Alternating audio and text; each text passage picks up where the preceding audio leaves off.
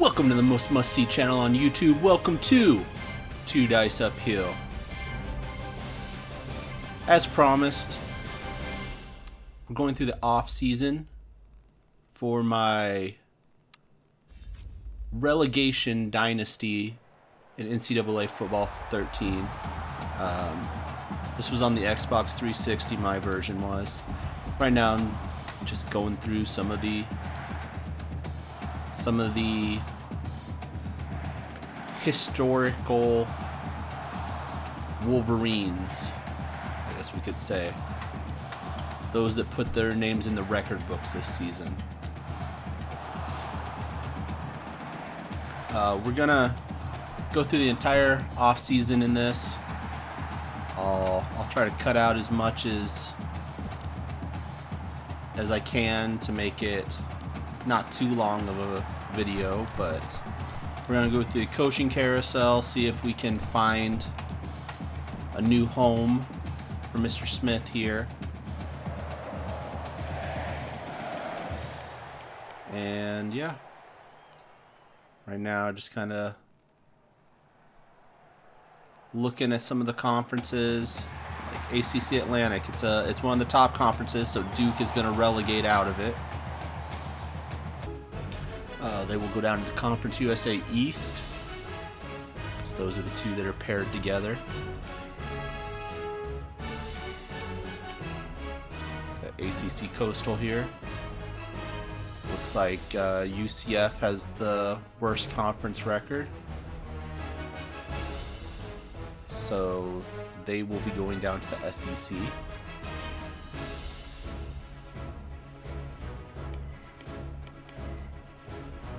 Big 12 Sun Division. Arkansas State with the best conference record. So they will be going... Oh, sorry. Nope. The Big 12's the tops. So the lowest team is Oklahoma State. So they will be going down to the Sun Belt.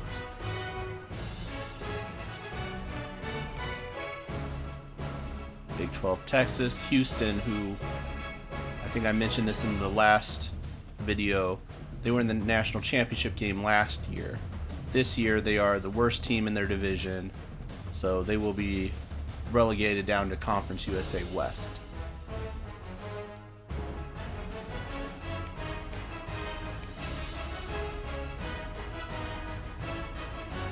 In the Big East, here we have Syracuse and Temple, both with 2-10 records, but we're looking at the conference record there as the first tiebreaker.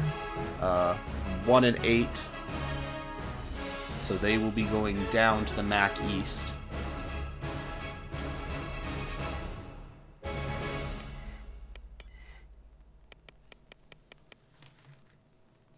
Here in the Big Ten, Purdue, they're going to go down to the MAC West. Conference USA East, I already mentioned earlier, Duke's coming down here. West Virginia will be going up. Virginia Tech had the better overall record. As I said before, conference record will be our first tiebreaker here.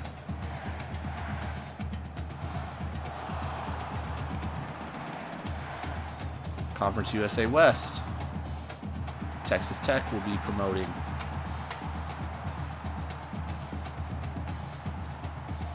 Up to the Big 12 Texas, where they take the place of Houston.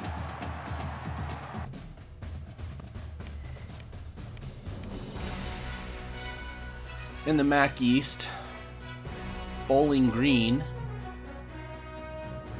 will be promoting to the Big East, where they will switch places with Syracuse.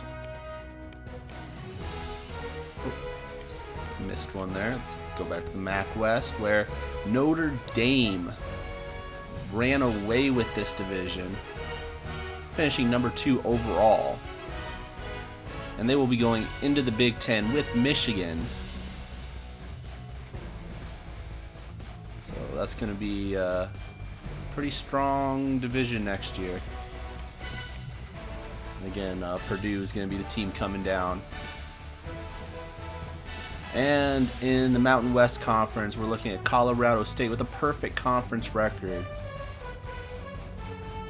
going up to the Pac-12 South.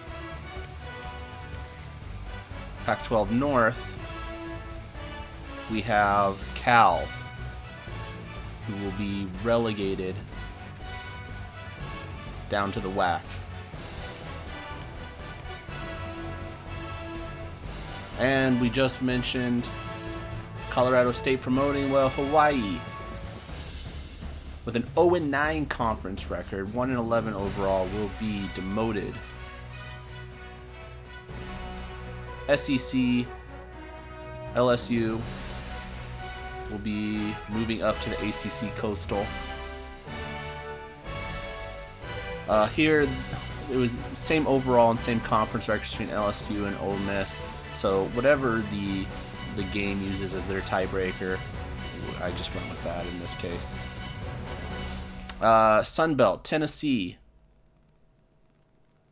7-1 conference record, so they will be moving up to the Big 12 Sun Division. In the WAC, and in this case, they both, Fresno State and Oregon State both had 6-1. But for my second tiebreaker, we're going to go with winning percentage there. The 11-2 Oregon State, they are going to promote. So Oregon State will be promoting to the Pac-12 North. So first tiebreaker is conference record. Second tiebreaker is overall win-loss or winning percentage.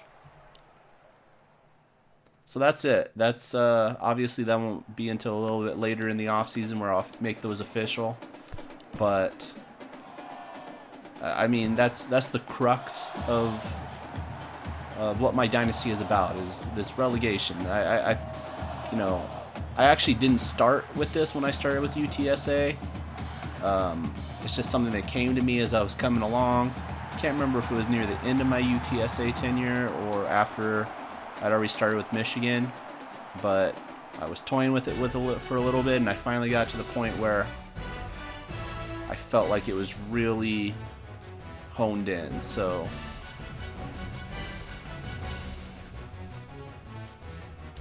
now I'm liking what all the divisions are looking like, all the conferences, how I have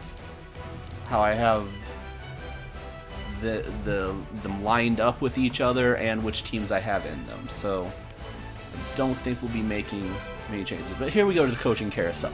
So let's see if Coach Smith gets any offers.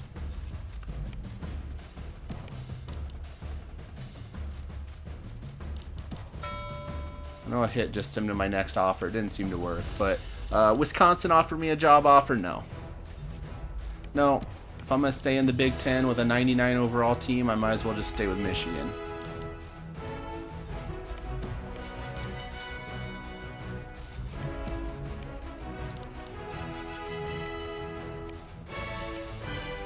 Now the Duke head coach vacancy, that would have been one that I would have considered if they had come to me. 81 overall, a little better than I am hoping for. Oh, here we go, Cincinnati, 87 overall, Big East. Now, you're Cincinnati, Ohio. You're a little too north. We need to be in a southern climate here. North Carolina State, sure. I mean, the geography is better, but no, not interested. Central Michigan, no. Again, if I was staying in Michigan, I'd stay at Michigan. Hawaii would be interesting, but Marshall, that's out of 79 overall. Another Michigan school wants me, of course, but no thank you. Navy, I don't know, that'd be weird playing an independent school. Oh, here we go. New Mexico State. This is one of the ones we mentioned earlier. They are actually, I believe, the worst team in college football. They are a southern state. Just Look at the contract here a little bit. And yes, we are going to take this job offer. Coach Luke Smith has left the #1 overall team, Michigan, for what was considered the worst overall team, New Mexico State. Now, I don't think I'm going to show all the different hires here. Yeah, it just takes too long. So let's go ahead and advance to players leaving. Once we get further along in this dynasty, if we start feeling attached to any of the former assistant coaches or whatever, we can look them up. But, I mean, just anyone curious, here's the head coaches. You can pause at your favorite school or whatever. But that's the coach movement.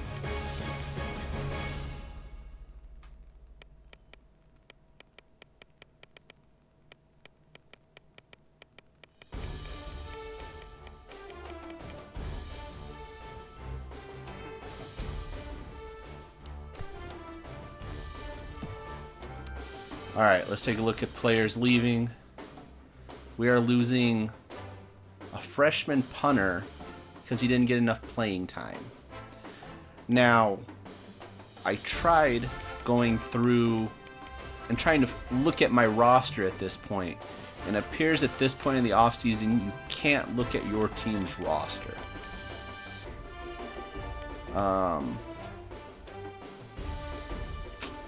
Looking at Michigan, now this would have been interesting if I had stayed with them.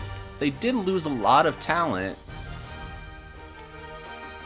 290 wide receivers, 88 left tackle, 90 right guard, and then I lost a freshman over playing time to Tennessee. And then you see all the players that are projected to be drafted that are seniors. Those were expected to leave. You know, losing a sophomore wide receiver, a 90 sophomore wide receiver, that definitely would have had to try to talk him out of that. But it's no longer our concern, so we're going to try to convince this punter to stay, and he's saying no. Again, I don't know what our punter situation is, but I told him he'd play 9 games, and if it means I put him at punter or kickoffs or something, I would have made it happen. But I think I ended up looking later, and we had a graduating senior punter. So I believe there was room for him. Whatever. Looking at draft results from my Michigan squad. See, we got a lot of people. Oh, now we get a transfer request. Defensive tackle from Baylor. And again, I went and tried to look at what my roster was like. Hey, do we need this guy? Do we not? I don't know. We're going to take him, because why not? Apparently, he's heard that Coach Smith was coming here. He wants to get in on the ground floor, so we'll consider that our first signing. Speaking of signings, we're taking over a team that was 3rd from the bottom. They've only signed 3 one-star recruits the entire season. So we're going to see what Coach Smith's name recognition does. But we don't even have our own state as a pipeline state. New Mexico is not a pipeline state for New Mexico State. You can see here Coach Prestige A+, Academic Prestige D+, everything else D, D-. We kind of just have to hope they want a coach with prestige and maybe some of the other things like playing time. But so the off season here, we have 5 weeks to try to make a move on some players here. So we're gonna see what we can do. We're gonna see what we can add. Try to boost up that 121st recruiting class. Try to fill in these needs. 2 outside linebackers, wide receiver, a middle linebacker, and that punter that I was mentioning that left. complain about playing time, and he was set to... Now he has to sit out a year.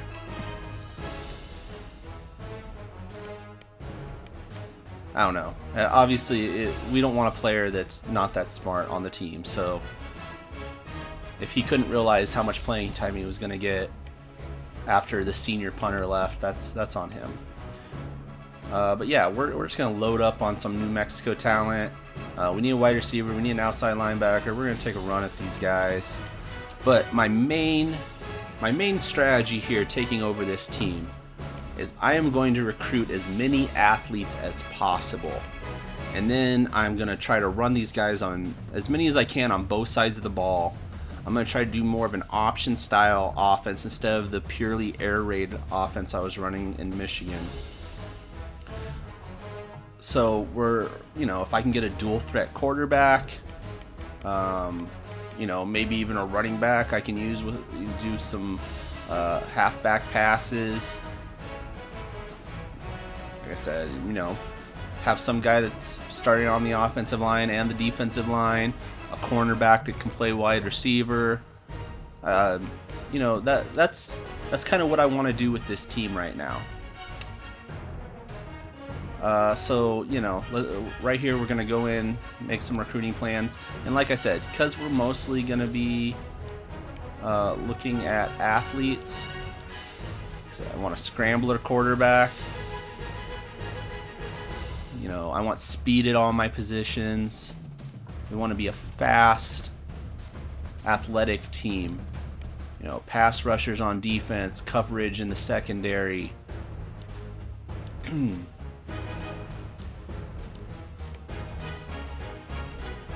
I was trying to decide between run block and pass block and balance for the O-line. Decided that even if I'm going with a run-heavy option-style offense, it's still going to need some pass blocking in there at some point. Priority-wise, again, I'm mostly going after athletes here. So, and again, these are just what the CPU will recommend. And I have that option turned on for them to be able to add stuff to my recruiting board. I don't, sometimes they find someone good, but a lot of times I end up ignoring them. I don't let them offer scholarships or any of that stuff for me. Alright, and so as you can see, I'm not going to show you all the nuts and bolts of my recruiting. We signed 2 1-stars after the first week. So we moved up from 121 to 118.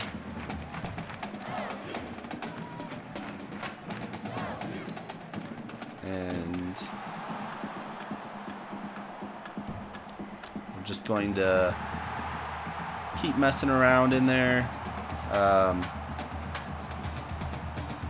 Try to steal as many of these people as we can in this little 5-week signing period. I usually don't have to look at more than 1 or 2 people at this point in the season, but yeah, let's see what we do here. Another 2 1-star players.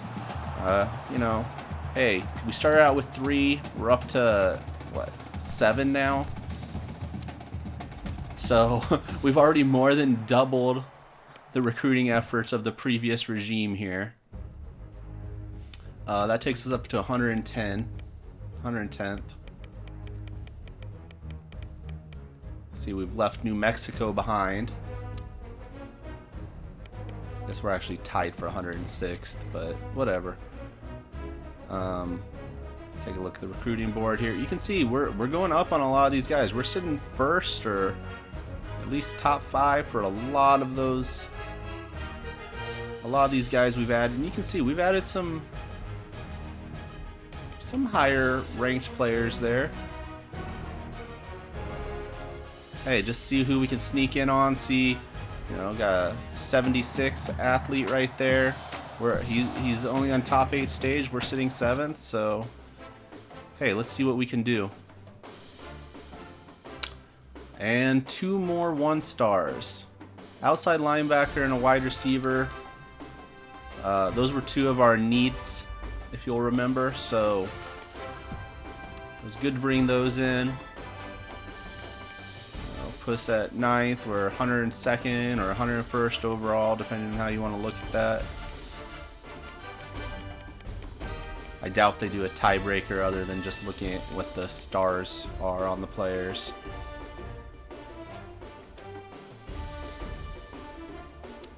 So right now we're triple our initial recruiting investment. And still all single star players though. We are, you do get a chance to visit with players during these 5 weeks. We did lose the punter we were recruiting to Pittsburgh, so I did at this point have to go find another punter to add to the board. But you can see I'm mostly targeting athletes here. I don't know if athletes can have kicking skills. I don't think I remember that ever happening, but it's also something I don't normally look for when I'm recruiting.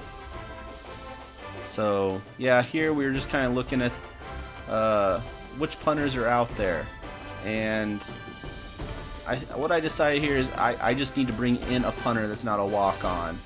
So I'm looking at the 2 stars who are top in the top 10 stage. If I go for a league here, I'm only fighting against Tulane. So, and you know, Cook only has 1 suitor as well, but I decided I like the bench pressing that League could do. I don't know. We just went with League. That's it.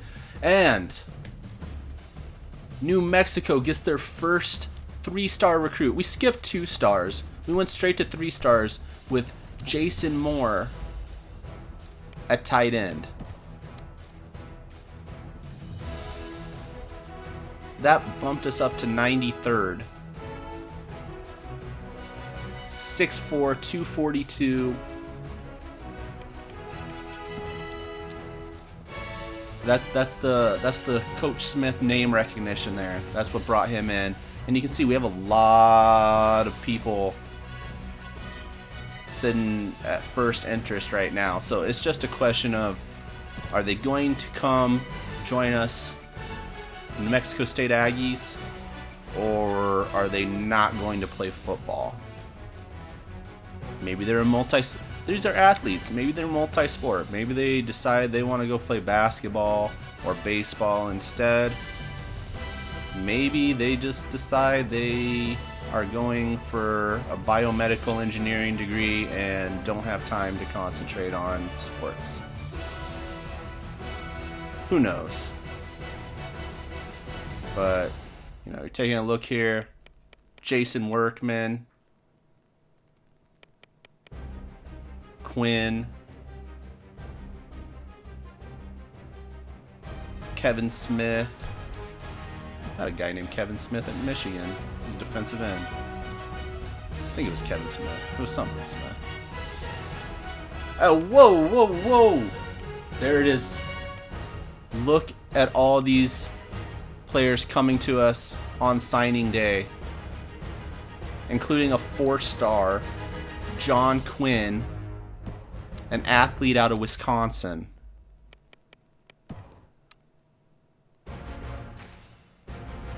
And that moves us up to the 91st class in the nation. We started at 121st. We moved up 30 points in 5 weeks, 30 spots in 5 weeks. You know, Jason Workman, an athlete out of Montana. Got Hairston, an outside linebacker out of Oklahoma. Jimmy Timmons, an athlete out of North Carolina.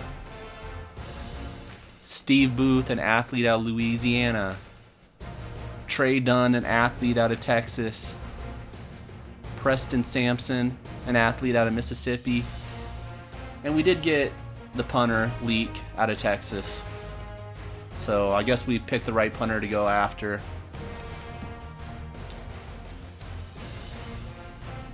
but I definitely was not expecting that many people to sign with us. We still don't have New Mexico as a pipeline state. We will work on that this season. See, we filled most of our needs. We still needed one more middle linebacker, so probably have a walk-on. But yeah, that was pretty amazing. That was an amazing final day there. I don't know if they weren't recruited heavily. I don't know if it was just the name recognition. I don't know if I have recruiting set too easy. I have it at All-American.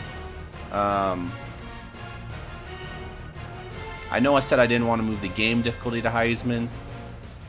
Moving the recruiting to Heisman is something I'll consider depending on how this next season goes. But let's go, looking at position changes here. I spent a lot of time on these screens going back and forth trying to see, especially on a new team, how many people are maybe being played outside where they should be. So, and now, of course, with me targeting so many athletes, it's going to take a while. Like, I have 6 athletes here. Not only do I need to figure out what their best positions are, I need to figure out where I have holes on my team and try to spread them out so that, we're covering as many bases as possible. Like Jason Workman here, he could play all over the field. Defensive back, running back, wide receiver. So, we have to go take a look. And we have a 67 wide receiver in Sean Muhammad. He is a senior, but,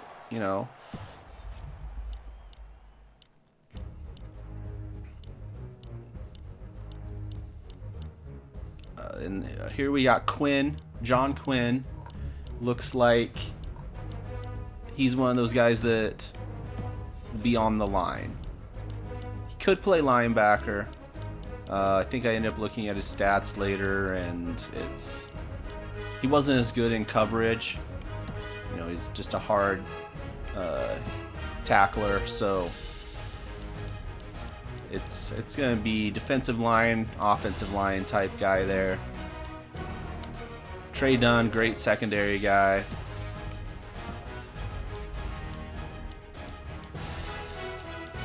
Steve Booth. Now he's the guy that could be our option quarterback of the future. He can also play secondary. So you need to figure out what we're going to do with him.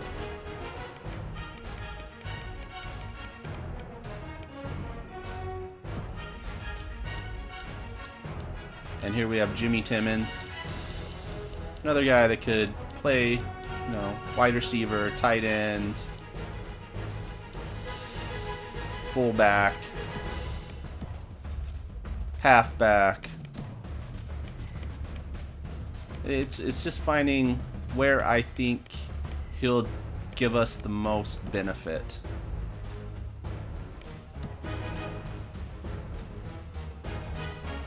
So we did decide Booth was going to be our option quarterback. He probably will play a little bit in the secondary as well.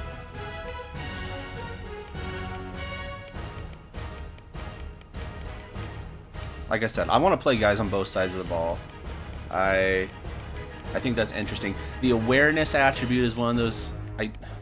I know playing someone out of position, their awareness goes down. I don't know if there's some sort of mechanic where it takes into account that you're playing them, they're getting experience in those positions even if it's out of their normal position. I would like to think that it could do that, but I don't know. Trey Dunn. Again, we're going to try to figure out which of the secondary positions is best for him. And we do need that cornerback, so he's going to start there for us. Man, Workman was a plus 13. Maybe that's why no one recruited him. They just saw that 65 rating and didn't put any scouting into him to see that he was actually a 78.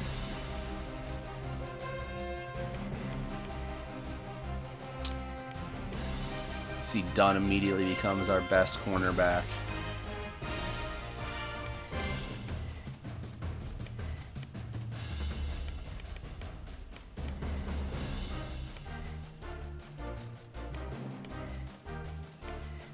And I mean, just going through this whole defense, you're looking at a bunch of 60s, 61s. I mean, Love's a 66. That's about as good as it gets on our defense right now. At least before we sign these athletes to the team.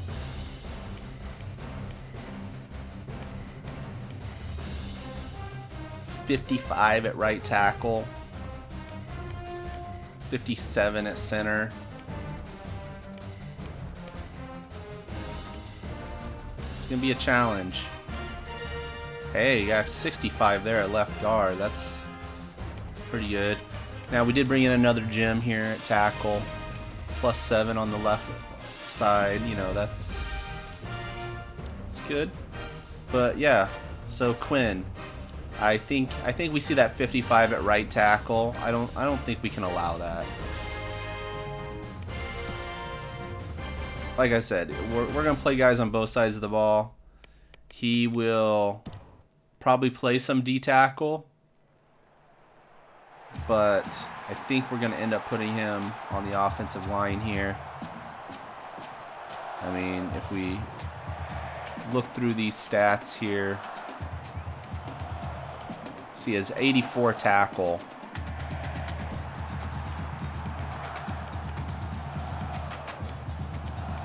So he can definitely play that side of the ball. I just don't know that it helps us as much as putting him on the offensive side. Especially when you take a look at that offensive line. Like, I don't know how we're gonna have time to do anything, or how any running back is gonna get, you know, an initial push with that right there, that 55. That's a senior.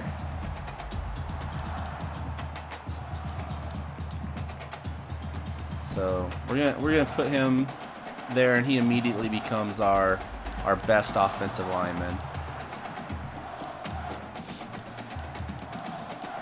So Timmons here.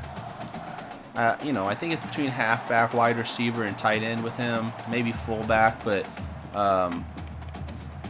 those that might remember, or actually I don't know if I've shown it, our highest rated player was actually a fullback on this team. So we don't really need a fullback. And you can see our, you know, we have 2 senior tight ends. So we're definitely going to need, if we don't need him to play tight end this season, we definitely would next season. So we're going to move him there. And you can see, there we go. There we're looking at Bryant right there, 84 as a junior. He led the team in rushing last season. He's a very good blocker. Like, I could move him to the offensive line and he'd be an upgrade.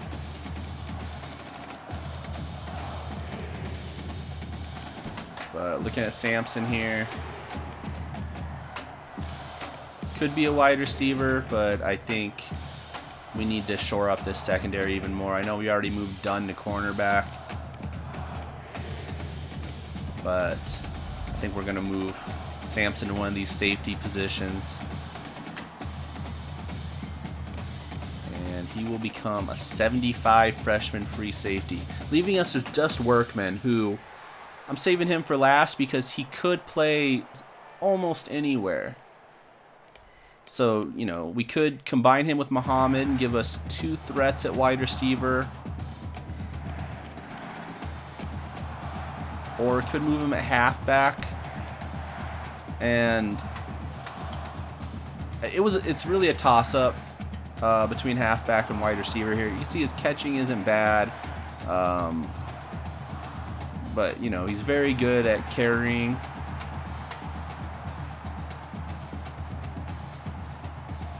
Route running is really great. But 92 carrying, ball carrying vision of 83. And honestly, the name Workman, to me, It sounds like a running back name. So, you know, with Muhammad already there at wide receiver, I think it makes sense to put Workman at running back.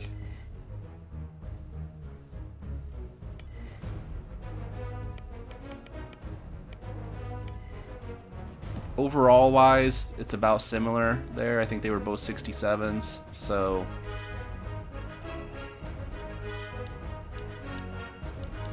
it's not a huge loss either way. He would have been a 78 wide receiver or a 77 halfback, but we went with halfback. So after that, we started looking at what other little moves we can make. We got David Morris here. He was a 50 wide receiver.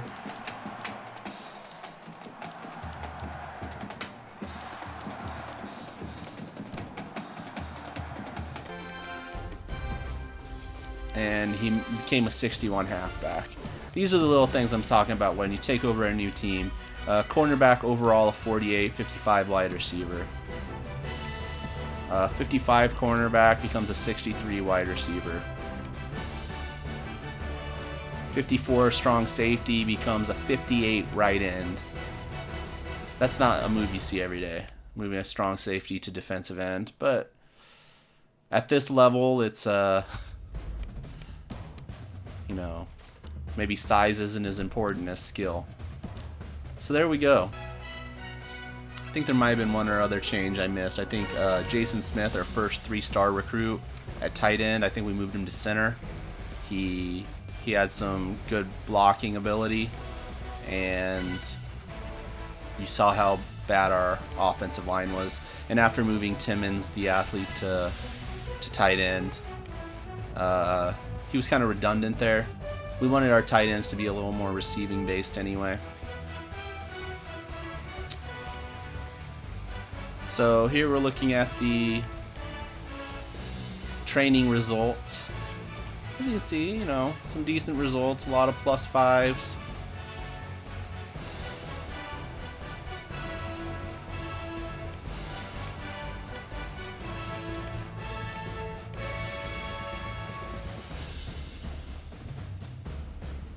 I mean, compared to the Michigan roster, we don't have any. I think my worst player or my best player might get cut from Michigan's roster, so should be a challenging season.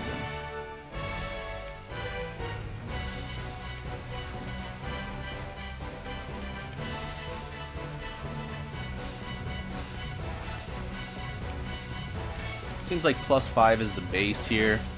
That would be a standard off season. +4 would mean you didn't do as well. +6 you did better than average.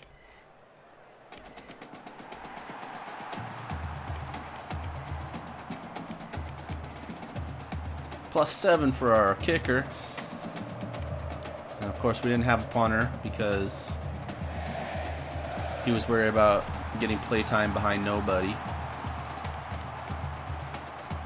Our highest speed guys are 91. Our highest strength is an 83. Not bad acceleration. Awareness, not very high. But let's go ahead and we'll move on to cutting some players off the team. Didn't have to make a lot of decisions here. We had 72 out of 70. And I don't know how it works with transferring. I don't know if you'll get a transfer request if you have a full roster or not. But it's not like we're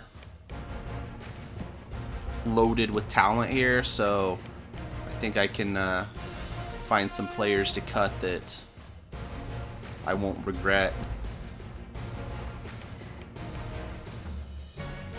And a 51 D tackle would be one of those players I don't think I'm going to regret. So, got to see some quick cuts there. And now we're to the part where we do the custom conferences. So, again, we'll start at the top. the ACC Atlantic. And Duke is going to switch places with West Virginia.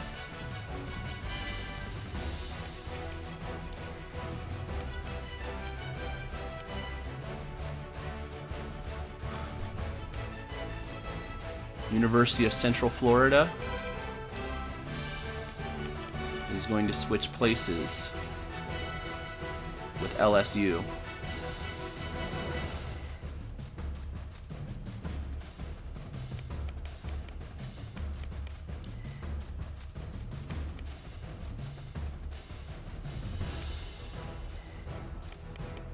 Oklahoma State going to switch places with Tennessee.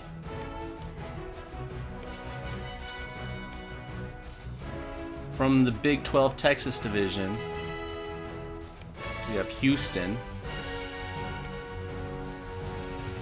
And Houston is going to switch with Texas Tech. So those two divisions have all the Texas schools in them.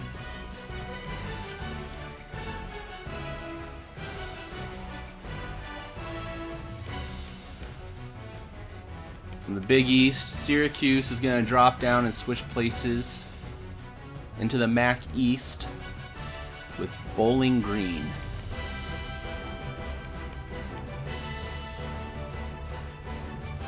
And looking at our former conference, we have Purdue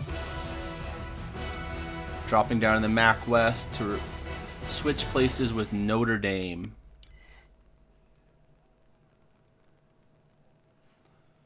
Moving on to the Pac-12. From the north, the people at Berkeley aren't going to be very happy because Cal is going to drop down to the WAC. And in the Western Athletic Conference, we're going to see Oregon State move up. Pac-South Hawaii is going to move to our new conference, the Mountain West Conference, and switch with Colorado State. So there's the 6 teams that will be in our conference this season. And the one thing with this format is it will change every season. Also notice that there are 12 teams in the Pac-12, there are 12 teams in the Big 12, and there are 10 teams in the Big 10. That was intentional.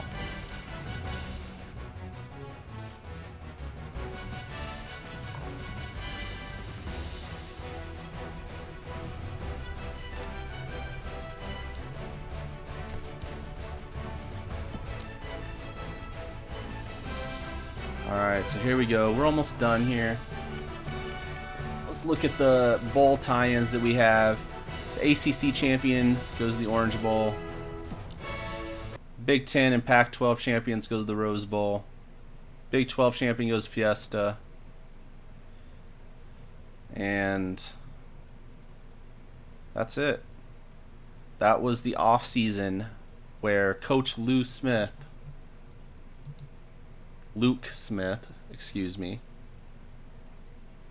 decided that he was done with the cold winters in Michigan. He was done being told that he had it easy there. That his success at UTSA was just luck. He is basically, this is his retirement. I don't know who retires in New Mexico, but this guy does. So he is going to New Mexico to have fun. He is recruiting these athletes. And he's going to throw some wrinkles into his playbook. Hey, he's going to show that he can do more than just throw the ball. That's the plan anyway. So, I appreciate all for tuning in. We are going to move on to, well, I want to say week 1, but I think week 1's a bye. So, but we'll move on to our first football game at New Mexico State in the next video. I appreciate everyone for watching. This has been 2 Dice Uphill. Have a great rest of your week.